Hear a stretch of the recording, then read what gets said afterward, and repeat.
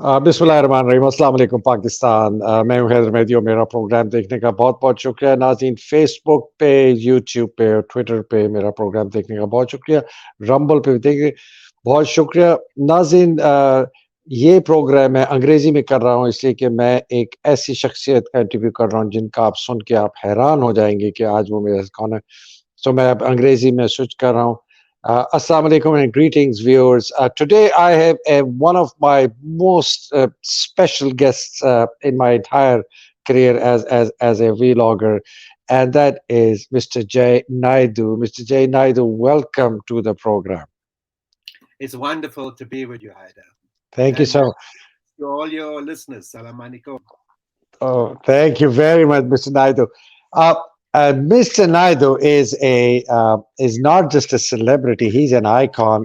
He was one of the closest political aides and a political leader and a member of Mr. Nelson Mandela's post-apartheid cabinet. He was a minister, a cabinet minister for 5 years. He handled the reconstruction and the development part, and then he played a key role in the reconstruction of the entire post and telecommunications and broadcasting network all across Canada.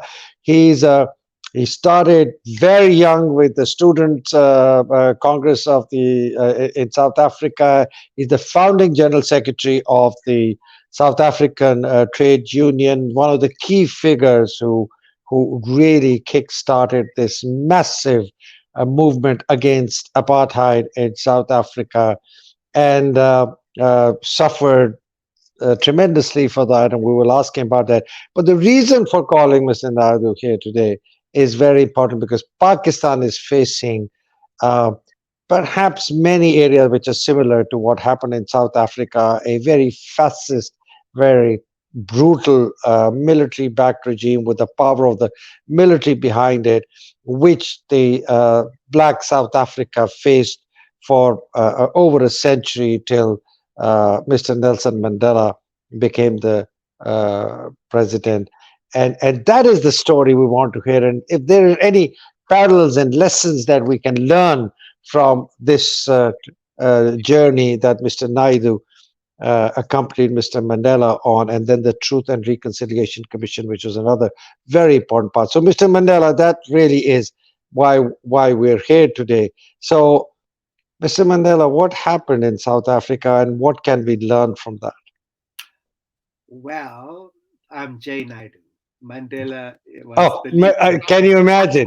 What a look at that. You know, that was a Freudian slip, really.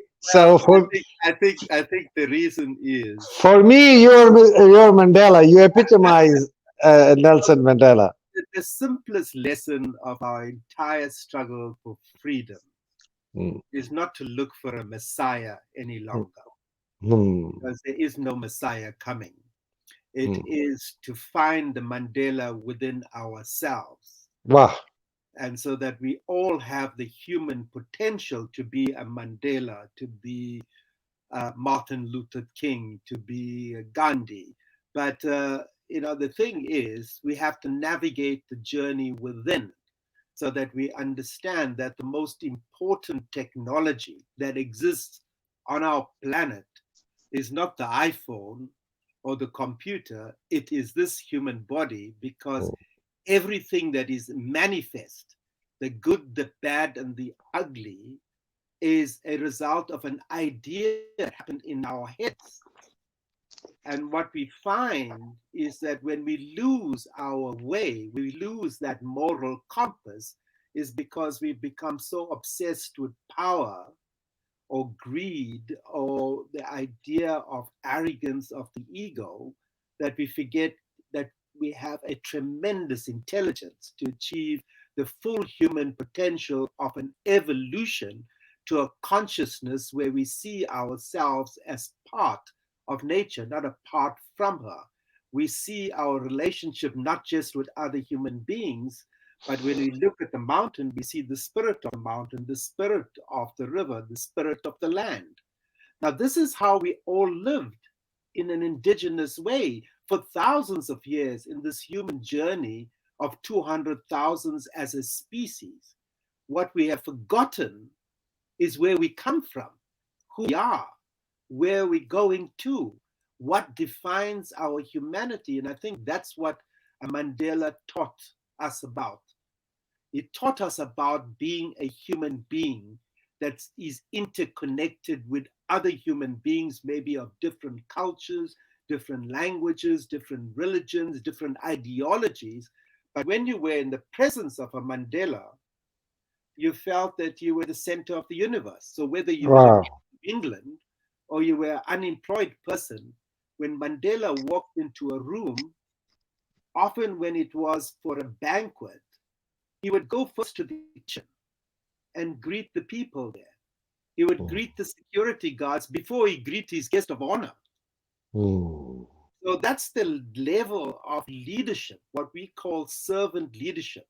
When Mandela leaves prison and he makes his first speech in Cape Town to thousands of people, he said, I stand before you not as a prophet, but as your servant who has mm, been freed because of your actions that you took. So I think that in a sense, yes, I am saying is that if we look deeply within ourselves, we will find that Mandela. But the way out for us out of misery, out of suffering, out of despair is the way in. And that's the starting point that I have realized, now at this very ripe old age that I am, where I can offer some advice to those that are prepared to listen.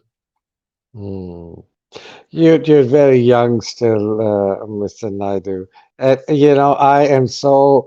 I'm so happy I called you Mandela. I am so happy I called you, but because you described it so well. Because when you say that there is a Mandela in all of us and it needs to come out, right? It needs to come out in this connected universe. It everything Everybody's connected, not just the living souls, but the plants, the trees, the stones, the mountains, what is inside.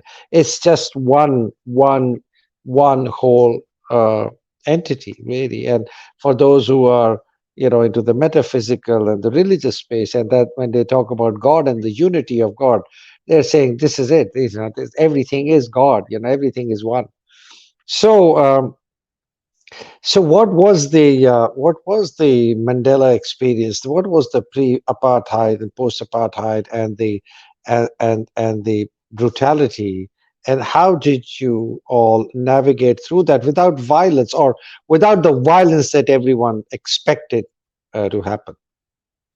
Well, if you go, from a personal point of view, as I said, my great grandmother came to South Africa from the south of India as a Mm. slave to work on the sugar farms at a Wow. point when in the 1860s they had abolished slavery in its formal institutionalized sense, but they continued with slavery. We still are slaves of some great empire. Mm, So the real issue was, I'm the fourth generation from her changing the line of ancestry. So I'm African. mm, I have an mm, Indian ancestry I'm proud of from the same subcontinent, but I am African. mm, And so, when I grew up under the worst of apartheid, at age 4, we were evicted from our home because of the social engineering. We were on the wrong side of the street and we were the wrong color. mm, We were kicked out of our house, which made me extremely angry because my parents never explained to me. I only mm, learned about why we left years after, because you were not allowed to question what they did. And they moved and kicked 3 million people out of their homes because they wanted to get rid of what they called black spots in the mm, cities to keep mm, the cities white. mm. So this was our life. I mean, talking about the Indian Ocean there, I mean, I grew up in Durban. It's a port city of Durban, on the Indian Ocean, and we were not allowed to go into the ocean because the most of that ocean was reserved for use of whites. So Mm, mm. irony of someone with the Indian ancestry not able to go into the Indian Ocean. Okay, Oh today I would God. think of it as a joke, but this Oh is my the God. definition of our life. We were non-beings. At some point, you start to believe, Haida, that you are inferior to white people. So Oh, that's what oh. you live with. Is And if you look at apartheid, it was not just physical or racial, it was psychological, it was mm, emotional, it was mm, deeply controlling of mm, our very identity. They tried to erase our identity. And so mm, this is what sort of pushed me, gave me the momentum to go into politics at that young age. So mm, by the time I'm 15, I meet a great student leader called Steve Biko. He was as important in our lives as Nelson mm, Mandela. mm, Steve Biko was for us the born in the 50s but growing up in the 60s, which was a world full of ferment, starting mm, off in Paris with young people rejecting the status quo, with mm. American young people rejecting the idea of the Vietnam War, War. the Mm, role of the United States government and the CIA in stirring, mm, conflicts in areas so that they can maintain their power and supporting undemocratic forces in most instances. So, yes, we faced all of that, but out of that grew a fact that we began to question who we are.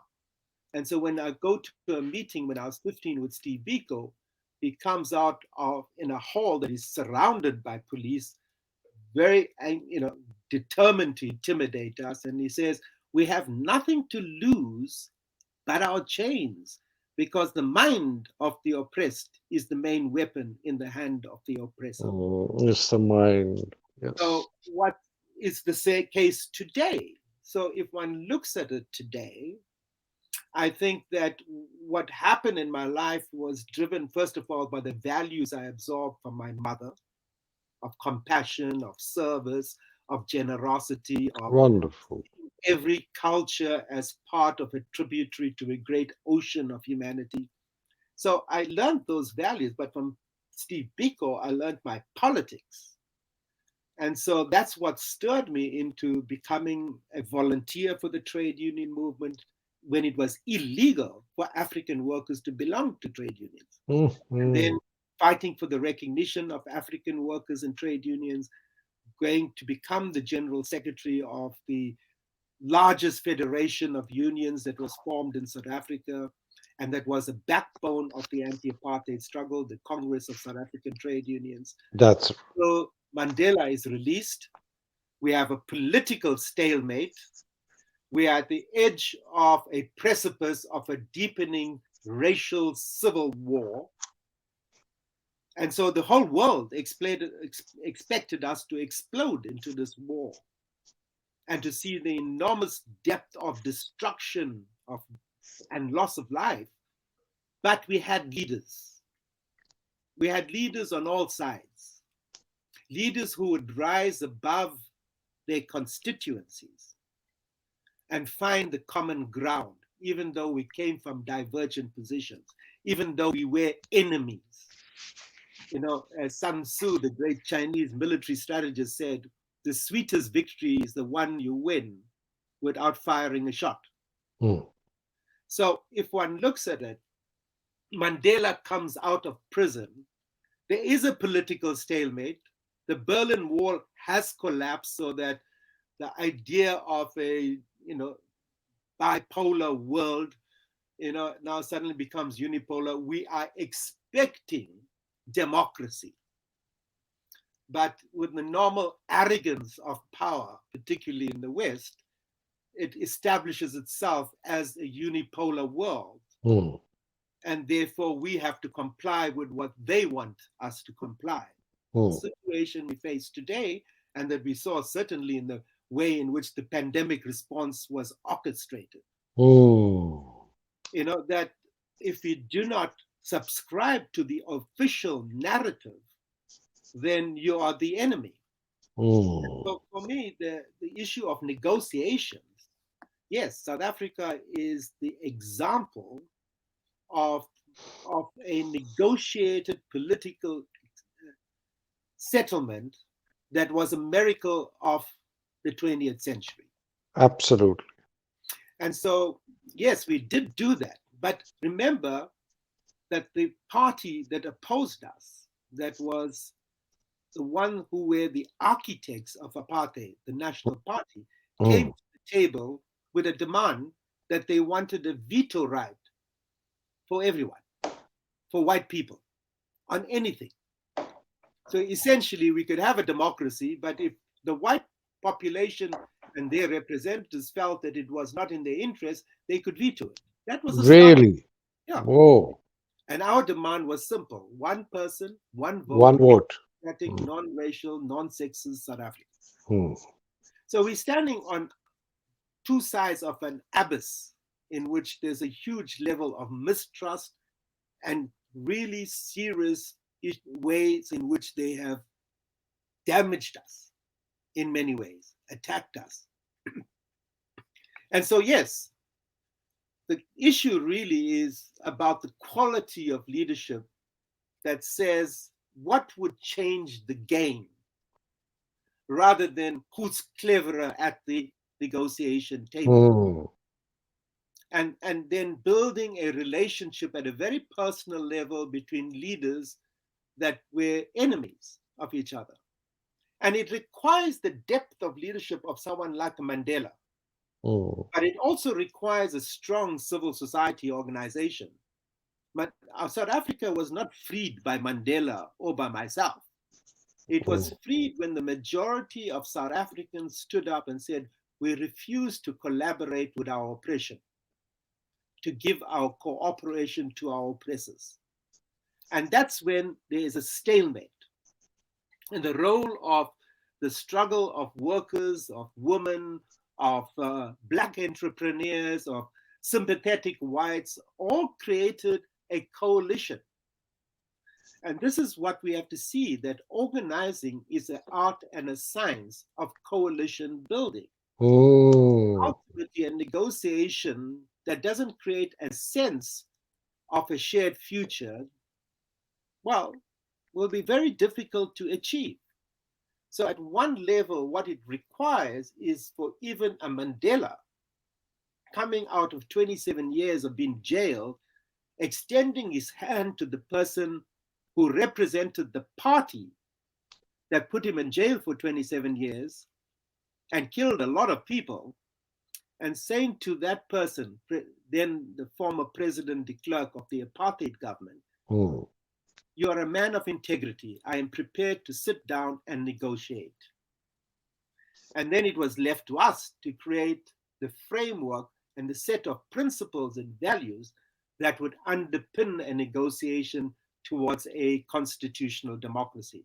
And we had two phases. One was an interim constitution Mhm. in which we just agreed on a set of basic principles around which we could organize an election so that we could set up what we call a constituent assembly Mm. that would have the responsibility to now negotiate the constitution, which became effective in 1996, although that Mandela became president of a democratic South Africa in 1994. So, so Naidu, there are three, four things that really struck me as you were speaking. One was the essential requirement for a coalition and a common vision. So, people come together. The second was the refusal of the people to cooperate with their oppressors. And the third, interestingly, is the apartheid National Party leader, President van der Klerk, as you mentioned, willing to cooperate with Mr. Mandela. Now, I understand the first two. I don't understand the third. What forced him to finally say, if Nelson Mandela extends his hand of friendship to me, I will take it? Uh, and was it fear? Had they lost power? Did they realize they couldn't keep their hold anymore? Was it the massive fight back by the population? What was it? Well, it was a combination of many things. One, the Berlin Wall had fallen. So Hmm. the threat of global communism had evaporated from the Mm. agenda of Western governments that supported Interesting. the apartheid government, particularly the United States and the United Kingdom, who were firm allies. And they saw that the role of apartheid was to act as a bulwark against the growth of communism in Africa.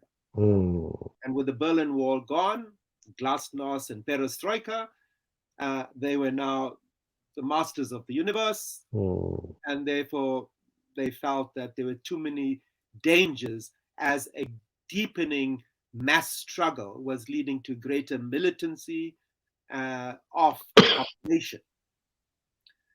So that was first thing. The second thing was an international solidarity.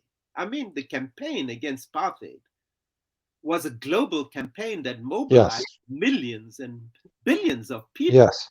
So even if you were a housewife in France and you went to a to a shop to buy oranges, and you had a choice of oranges from Spain or South Africa, you would choose Spain. Or you would Absolutely. be in a university and mobilize the students to stop investment in companies that were investing here. So Mm. Mm. it was multidimensional, but people to people solidarity. Mm. And so that created an enormous pressure on those Western governments Mm. Mm. to Mm. act in a way that enforced sanctions against the apartheid state. It could no longer be justified, institutionalized racism. Okay. Mm. The third was the mass struggle had paralyzed the apartheid state because the apartheid state had to pay for its army. It had to pay for all the guns and the bullets and the armored cars, the occupation of our townships, of the villages, the occupation of our schools, the constant attacks on the mass democratic movement.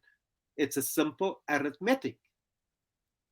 You know, we were a country of 50 million people, and you know, literally there are 45 million black people. You can't kill us all. So ultimately, I think that the apartheid state recognized that apartheid was not working.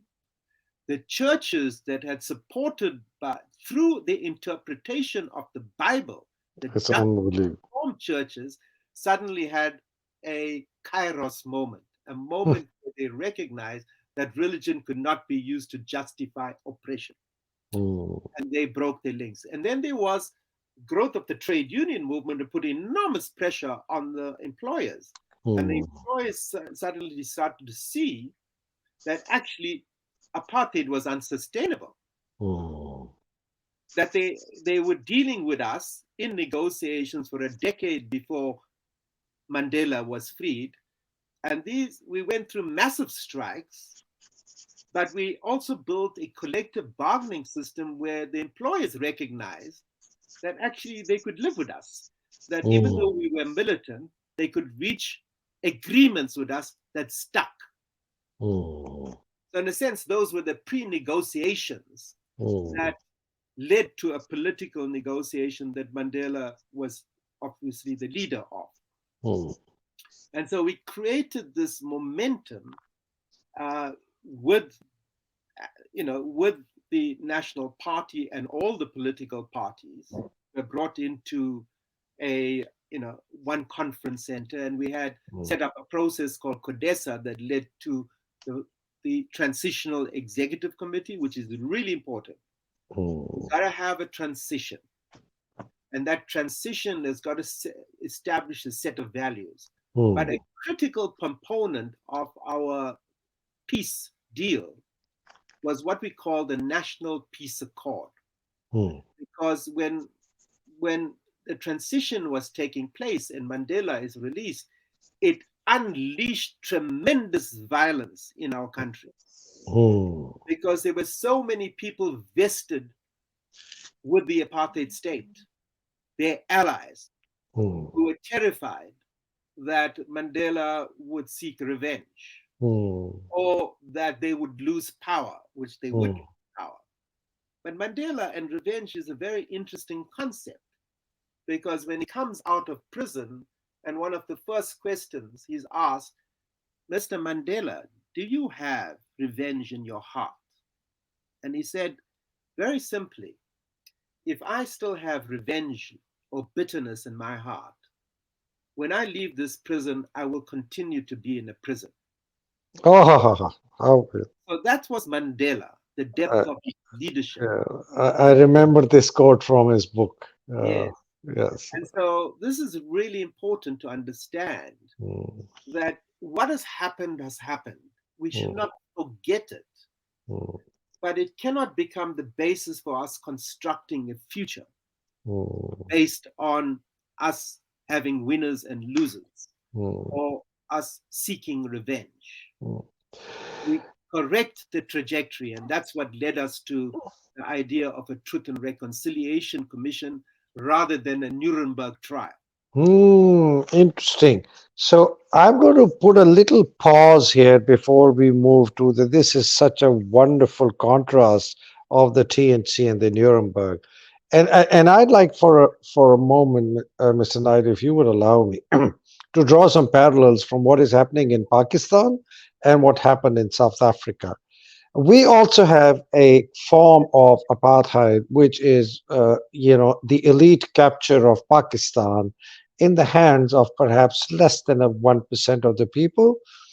And the biggest symbol of Pakistan's elite capture is the Pakistan Army, which has ruled Pakistan for the better part of its 65 years, 34 years directly, and the rest indirectly behind the scenes. And so there is an apartheid in the way of economic progress, access to uh, healthcare, jobs, money, resources. So that's one. It's an extremely punitive state. The level of oppression we've seen in the last 1 year, we've never seen in Pakistan. People have been jailed. 30,000 people are under arrest right now. Thousands of women are being put in jails, rooms. We don't know where. Very horrific stories coming out of there. Uh, One of our leading investigative journalists was assassinated in Kenya, and all the hands lead to the ISI security services. The second one is missing since 27 days nearly. Everyone believes, including Reporters Sans Frontier, that he's been uh, subjected to torture and he probably died under torture. So uh, the army is fighting back massively, cracking down against the most popular politician, our Mandela-like figure, which is Imran Khan. Uh, and his party, which enjoys 90% of the support. He's won 30 of the 35 by-elections. It's a 224 million people country, nuclear armed, 700,000 people army, not letting go. The army chief driving all the shots now decided to move people to be tried under military court. It is horrible. We've never experienced that. It's nowhere near what South Africa went through. I can assure you. But it's really, really, really bad. We're just struggling because we don't have a Van der Klerk on the other side in the form of Asim Munir. He thinks he's the strong man. He's under the impression if I crack down hard enough, I'm going to break the back of the opposition. I will rule this country. We're heading for a civil war. We're heading for an insurgency. Pakistan is a heavily weaponized society. There are 40 million weapons by conservative estimates in the hands of people. What should we do, Mr. Naidu? Talk, even when people are not listening. I mean, the success of our negotiation was premised on what we call the National Peace Accord. Hmm. And I remember that well because it set the foundation stone. And there was war all over. People being flung out of trains, people killed in their hostels, in their homes, hundreds of people. Between blacks and whites, Largely by in the black townships. This is largely in the black township. orchestrated by covert forces within the security forces, the allies of the apartheid state. I mean, in the black townships, it was full scale, moving to full scale war. And We This had particular thing that happened in Shopville, Stockport was 1961, but this I'm yes. talking about is 1990. Yeah, The oh my God. violence that followed the release of Mandela, because there was powerful elements that did felt that de Klerk was selling out. Oh, okay. So it's really important that, and so the violence that exploded was very deep and hurtful, and our young people were demanding arms. Mm, And Mandela then decided unilaterally to suspend the armed struggle, because we had a component of our struggle that was armed resistance. It wasn't very effective like we've had in other countries, but it was an important component. And he unilaterally suspended it while this violence was being unleashed against us as a sign of good faith. And the back of which we then argued that the state was orchestrating this violence. And we set up a process, and I realized that I was part of the conflict because I was seen as an aide of Mandela. And so we organized that the churches and the employers would lead a process called the National Peace Accord.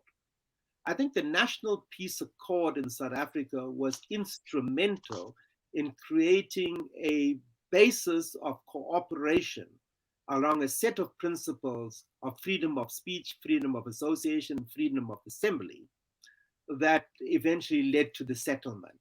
And so that National Peace Accord had a number of structures, from a National Peace Secretariat, supported a statutory structure headed by a former judge, Judge Goldstone, and then structures at a provincial level and even at a local level. So if we wanted to organize a march in an area which was disputed by different political parties, in this case, maybe the Inkatha Freedom Party and ourselves, because they regarded us as an enemy, mm, then we would have to go to the police station and with the police commander and all of us sit down and actually work out the, the, the trajectory of the march. But mm, linked to that, we would draw young people from all political parties and train them as peace monitors. So we mm, created a constituency of peace monitors, of tens of thousands of peace monitors from mm, different political parties, whose job was to ensure that the core of the National Peace Accord, which is freedom of speech, freedom of assembly, and freedom of association, was respected. So there were mm, many different components, but ultimately, I think the white population in South Africa trusted a Nelson Mandela mm, and knew that there was no alternative, or the alternative was too ghastly to contemplate, as one of the mm, former apartheid presidents said. So we had a situation where we were able to create an environment, an enabling environment of peace, even though the army was the most powerful army in Africa, had the potential to stop the negotiation in its tracks. And the former chief of the army, General Constance Viljoen, was prepared to go to war, really prepared to. We would have ended up with a scorched earth. And Mandela invited him to a conversation and spoke to him as a human being and convinced him to join the democratic process. And this happened in the context where the main person who would replace Mandela was called Chris Hani. He was the Secretary General of the Communist Party. He was the yes, most popular politician, political leader after Mandela, and yes, all loved him. And he worked, his office was in my building, and he was assassinated. yes. And on the day he was assassinated, we nearly had a revolution. But Mm, Mandela went on to state television, and that night he became the president de mm, facto. mm, So all of this is potentially able, even if you have what is intransigence at the moment, where we have conflict. Remember that we are constantly repeating our conflict if we do not learn the lesson that the experience is giving us. And so ultimately, every leader is going to have to realize that sitting around the table is easier and better for the country, for the people, for the world if we talk. And we talk not from the cesspool of the mind, which is an obsession, the desires, the ego, the cravings, the attachments, but with the heart. What Mandela did is he led with his heart. He was a forceful politician.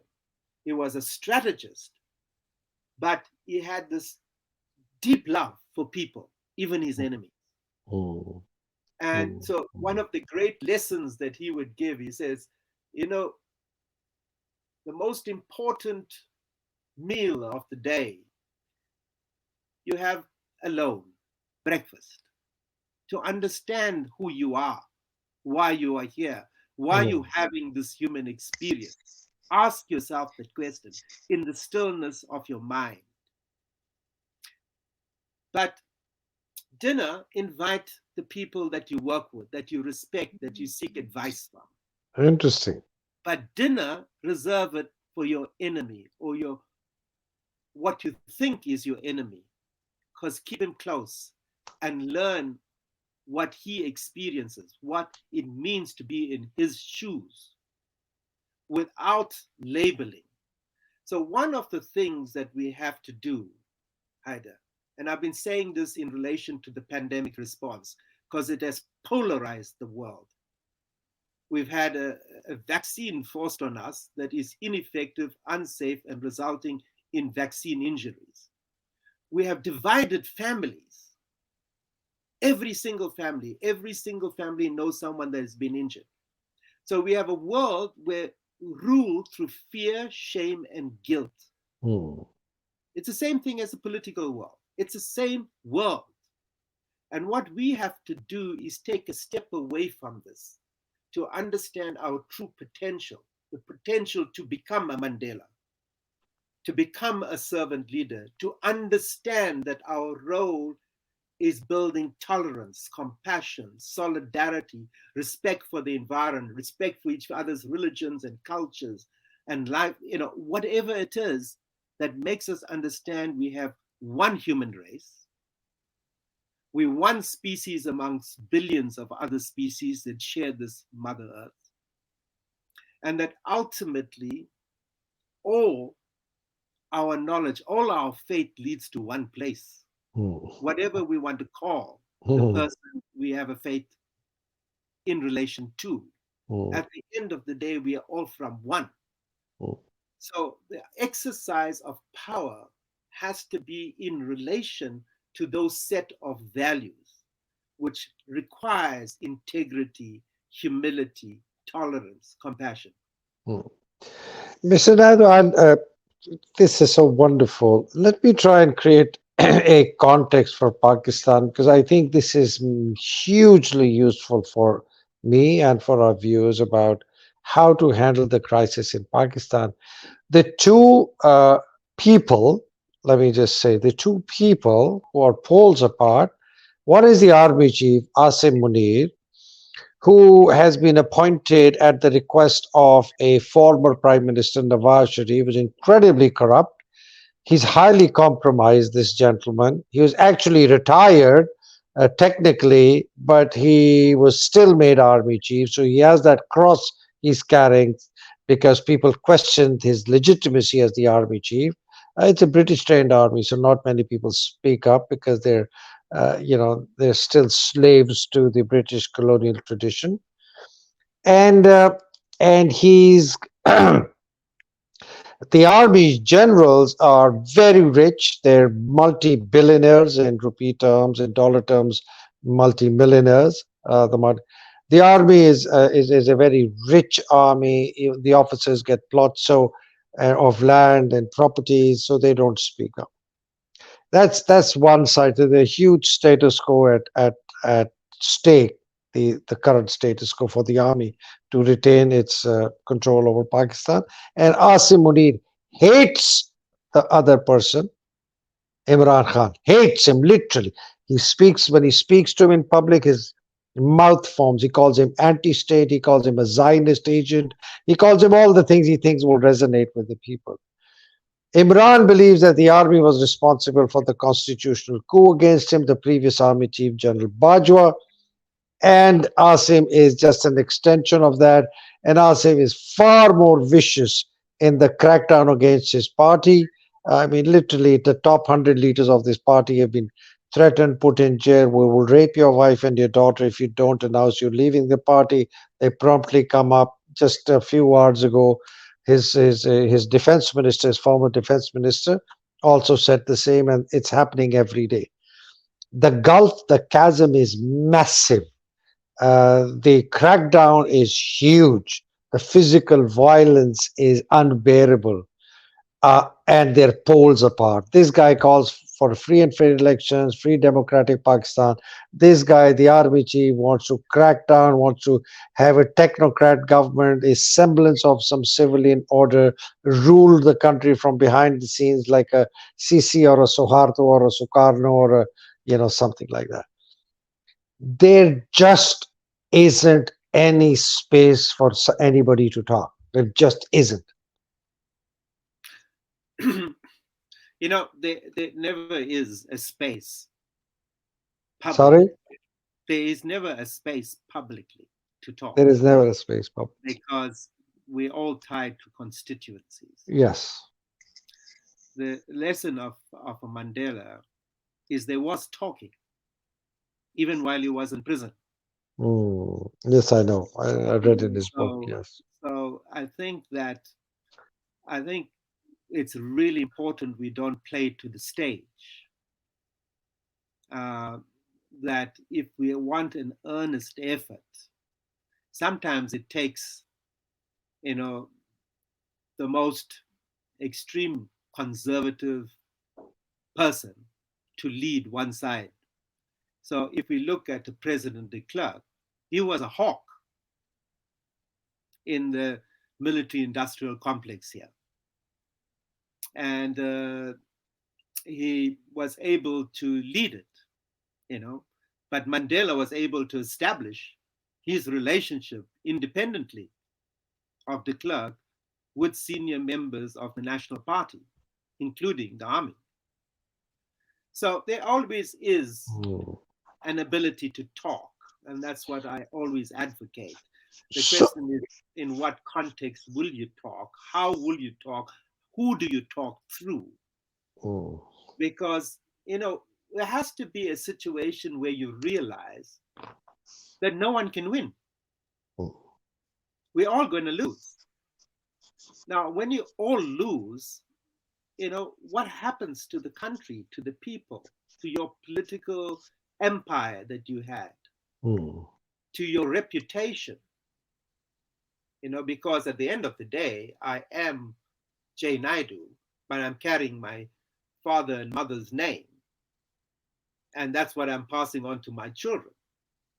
So sometimes my father said the most important thing you protect is the name of the family. Now, mm, you come from the subcontinent where I think every family, that would be the lesson of life. mm, Do not mess up the family name. So I think mm. ultimately there is a deep desire within each one of us to make sure that we do not make that error of judgment. Mm. And So, so there's Mr. always Nadif, ability sorry. for us to meet and talk. Mm, And I would, a lot of the talking we did was behind the scenes. mm. So my question here is, the talking started, I know, when Mr. Mandela was in jail. He would be taken out. They would have conversations. He would be brought back. I read in his book. And the question is, did these conversations start because the apartheid state and the clerk realized that if they don't do this, the consequences and the alternate is horrible, and they will not be able to handle it, and there's going to be mass scale murder, genocide, civil war, looting, plundering, arson? Was that fear that drove them to initiate these conversations with Mr. Mandela? Well, I think that it was, but you know, we had tens of thousands of people that had to leave the country. There were thousands in detention. There were assassinations. There was brutality. There were police and troops in our township schools. I mean, Steve Biko was assassinated, right? He was beaten to death in custody. Yes, he Mm, was beaten to death in a city called Port Elizabeth. mm, Suffering brain damage, they threw him in the back of a police van and drove him 1,000 kilometers to Pretoria, where he died. That's God. how brutal it was. Mm, So, yes, I think that all of this exists. And part of it is a fear, part of it is a recognition that it is wrong what we are doing. mm, And increasingly, young whites were starting to say, we refuse to be conscripted in the mm, army. So they were facing resistance. And then they was talking at different levels. They're talking amongst the churches. There was talking amongst the unions and employers. There was talking amongst local government and township, residents. So at different levels of the society, people were talking about how can we learn to live together. mm, And so again, the appeal has to be done in a way that does not insult the integrity, no matter what is the truth of the other person. mm, When Mandela comes out of prison and he shakes hands with the clerk and he calls him a man of integrity, mm, it establishes a flaw of a negotiation. Many of us were completely outraged by it. mm, This is a guy that unleashed his police force against us, and there's Mandela calling him a man of integrity. Now, mm, you've got to have the stature to do something like that. mm, Mandela had the stature. So I think at the end of the day, language, words are not the most effective way of communicating. Words can a sword, a double-edged sword. So I think that there has to be an intention to lower the temperature in the country. mm. There has to I be an intention to include more people in it, even mm, if the person in charge is not responding. I think that mm, increasingly the role of women, the role of faith based leaders, the role of business people, all of them have got to start to think about how does one help to create an enabling environment within which the leaders can talk. And mm, how can they talk knowing that they have deep differences between themselves, mm, political differences, differences about the military, differences about the economy, differences about any question? mm, How do we get them to talk? And not in the glare of publicity, but quietly. mm, Who are the people that can mm. arrange those meetings? And I think Mhm. that's where it starts. I, Otherwise, we're not able to get to the first base. I, I think that's really really huge. You know, when you were talking, I was thinking of Imran and I was thinking of Asim Munir, and I was saying, you know, Imran may have to bring down the tension a few notches. Um, give some space to the military generals, some face saving space, meet them privately, and because like you said, words have a lot of power. And I think the two things that you said earlier about them fearing the consequences of what is happening, the pressure that came on them because white youth stopped conscription, and I was thinking there is really a lot of uh, anger within the Pakistan army rank and file about what the army chief is doing, and it keeps surfacing up, and then he sacks 200 officers, he court martials them, but it's coming back and back again. So there's fear already of civil war. There's the rank and file of the army, which is terribly against what the army chief is doing. So those factors exist. Imran has to take his level of rhetoric down, find other alternative interlocutors to get the conversations going with not just one person, but three, four, five, six, seven, and maybe something more productive will come out of it. I think that's really what I've understood from what you've just said. Absolutely. And I think that ultimately the focus has to be the future, not the Hmm, past. We hmm. don't forget the past. So that was what the Truth and Reconciliation Commission did. Brilliant, We brilliant. recognized that things were done on all sides that breached certain ethical human rights traditions. Hmm, And we all accepted responsibility. And all we wanted to do was for the families of those who had children or spouses that have disappeared to know the truth, hmm, of course, to recover the bodies of those that were missing.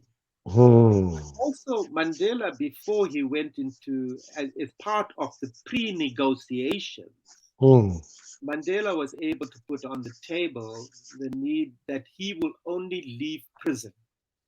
This is a prisoner for 27 years who they want to release. They would like to him to walk out of that jail. He said, "No, I will walk out of this jail when you have released other political prisoners." wow. Okay, you have let people that have been in exile come out. So there were lots of pre-negotiations, Hmm, and then of course the final negotiations, and then the transitional negotiations. So I think that the bottom line is that from my own personal experience, nothing replaces the art of talking. hmm, Not the most hmm, powerful weapon, the most powerful commander, the most articulate orator. At the end of the day, I must be able to sit you like we are sitting. There's a level of respect where we have for each other. We are not going to call each other names. We are going to say that we are leaders. We're leading our people. You're a leader of the people in Pakistan as well. We all have a role to bring down the temperature, to, to start to think about how we swim against the current of our own constituency sometimes, irrespective of the political consequence, because there will be people that are angry. hmm, I was in a meeting with Mandela in Durban. There are 500,000 people in the stadium, and he tells them at the height of the war, throw your weapons into the sea, into the sea. hmm, We're an hmm, area where the violence is the greatest against us. hmm, And a quarter of of the people in the stadium march out in defiance hmm, of him. hmm, Continues to say, "This is my message. Violence is not the answer. We have to talk. It means we are not weak. We are strong. We have courage, but we will talk to our enemy because that's the hmm, way to end the war that has disastrous consequences for our people. And if we hmm, claim to be leaders, then we are representing people. We're not representing ourselves. And so that's what won the day and convinced us, because I had to go into townships with many other activists, convincing angry young youth who are being killed daily to stop fighting. hmm, That's the level of commitment that we require in every country in the world today, including the United States and Europe and Sudan and where Pakistan and India and wherever else. We hmm, have to stop this waging war against our people, against our environment, against the very sense of nature. We hmm, have to stop that hmm, and learn to live in peace. We have a birthright to peace. We have the human potential for peace. We have the hmm, intelligence for peace. So let's be all of that. hmm.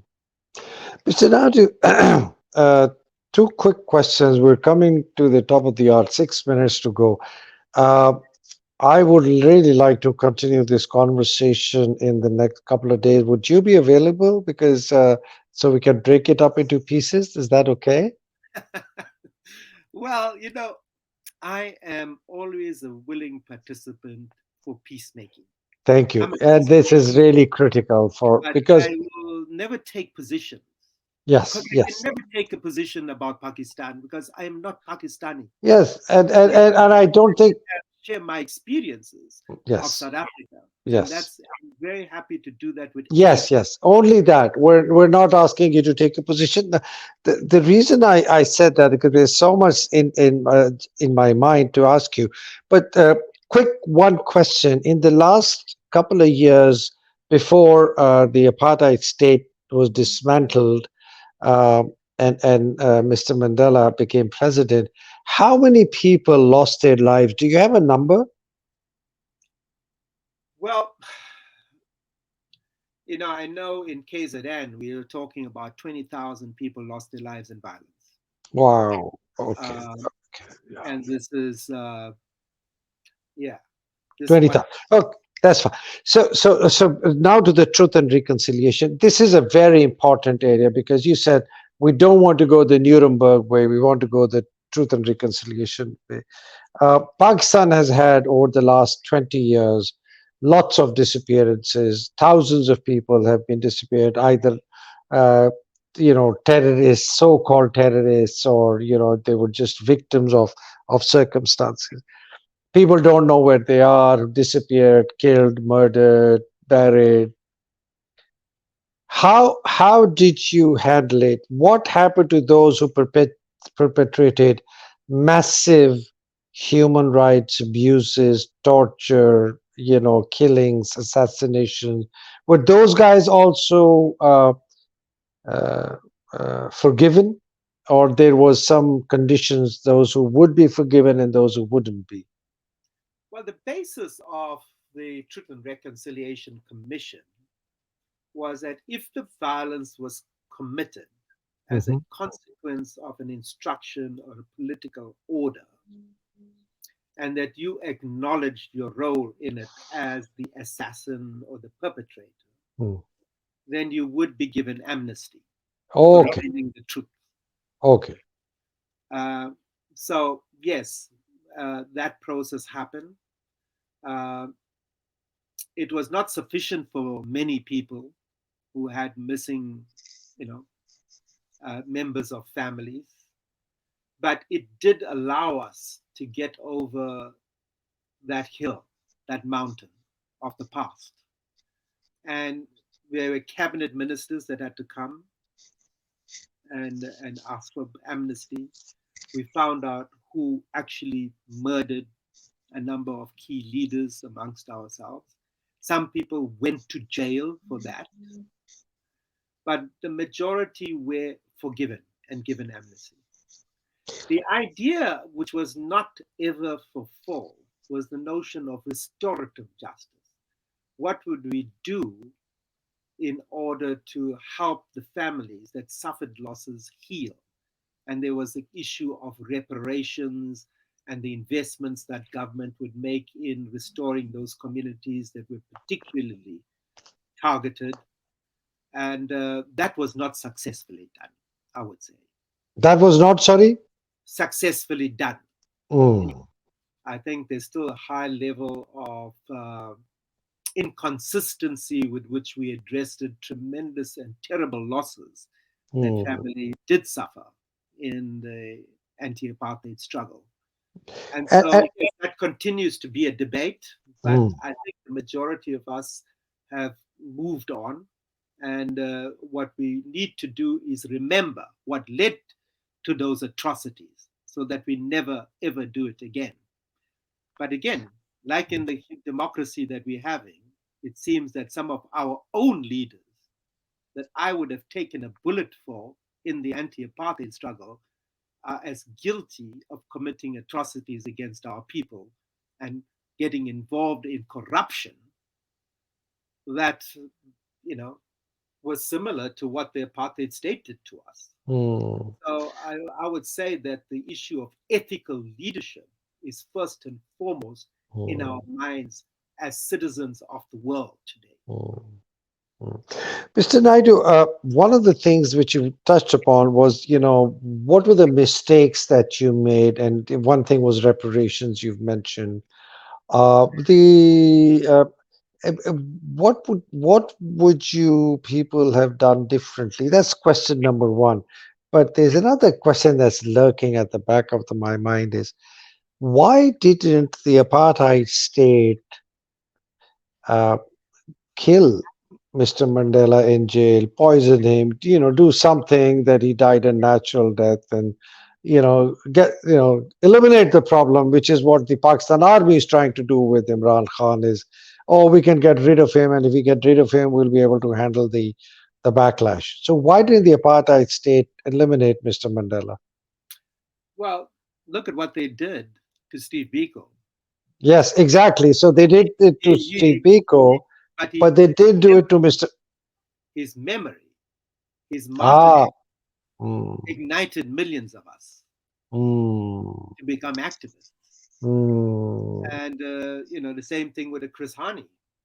So I would say that, in fact, there's a recognition within the military intelligence that we the won't be able to handle it. of this is greater than having him alive and having him Mm, released. mm, Remember that the intelligence agencies sometimes know a lot more than they admit they know mm, and understand politics a lot better than the mm, politician. And so, from our own national intelligence agencies, they recognized years before that apartheid was unsustainable. There mm, had to be a transition. What they tried to do was orchestrate the transition, but didn't mm, recognize the depth of leadership that we had on our side. mm, To go mm, to a conclusion which was very different to where they intended it to go. mm, So again, every institution in the land mm, has people that would want peace. mm. It is And good confining. people, people with heart. Yeah, you Mm, cannot condemn the whole military because, like you said, there's a million people there. They're not a million fools, mm, mm, So I think that you got to find a way to talk to people so that you don't push them into a corner where they think you think they're the enemy. mm, mm, You got mm, to win over your enemy. It's useless mm, just talking to your friends and mm, supporters. mm, That's how conflicts are resolved. Not talking to people that agree with you. It's talking to mm, people who fundamentally and violently disagree with you. mm, mm. And even if the two parties have very different ethical values and standards, and one is clearly ethical and the other is clearly unethical, is morally corrupt, is financially corrupt, has zero integrity, yet you still need to talk, right? Absolutely, you need to talk. What was apartheid? It was worse than that. It was worse than It that. was a system designed to say that we are inhuman, we are inferior, You're we have subhuman. no identity except to serve as their manual labor. Allah. We had to take an institutionalized, legalized, Mm, supported system by the West mm, mm, that was incredibly powerful, arrogant, violent, and brutal. And mm, we had to talk to them mm, and convince them that they were part of a greater humanity mm, mm. and talk from our heart, not our head. Mr. Naidu, thank you so much. This has been such a enlightening, such an inspirational, such an insightful conversation. My mind is full of so many ideas that I think we can start to implement to start our long walk to freedom in Pakistan. Mr. Naidu, what a pleasure, what an honor, sir. And I will have you again very soon.